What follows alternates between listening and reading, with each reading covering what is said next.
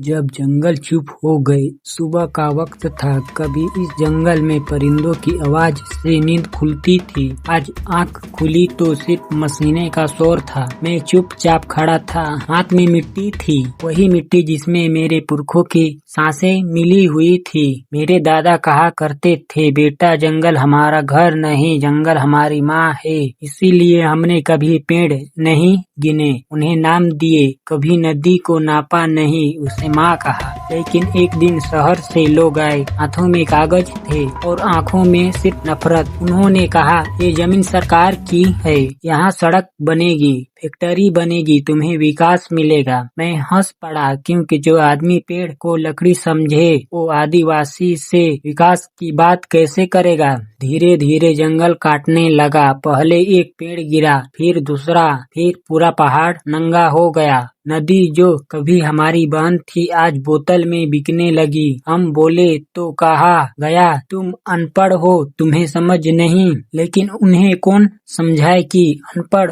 वो नहीं जो जंगल से प्यार करता है, अनपढ़ वो है जो सांसों का हिसाब पैसों में लगाता है। एक रात आग लगी, जंगल जल रहा था और शहर की गाड़ियां आराम से चल रही थी। धुआं हमारे घर आया, पर असर सबके फेफड़ों पर पड़ा। तभी मुझे दादा की बात याद आई, जिस दिन जंगल नहीं रहेगा उस दिन इंसान भी मेहमान होगा इस धरती पर। आज हम उजड़ चुके हैं, कच्चा मकान पक्का नहीं हुआ, लेकिन पक्के मकानों के लिए हमारा आंगन जला दिया गया। फिर भी हम जिंदा हैं, क्योंकि हमारी जड़ें आज भी इस मिट्टी के दिल में है। और याद रखना साहब, जिस दिन आखिरी जंगल गिरेगा उस दिन तुम्हारी सांसें भी कर्जदार हो जाएगी। वहाँ आज गाड़ियों का शोर है। हमने तो हर पेड़ को देवता माना, हर नदी को माँ समझा, पर तुमने उन्हें सिर्फ लकड़ी और पानी का सौदा समझा। हमसे हमारा जंगल छीनकर हमें ही अनजान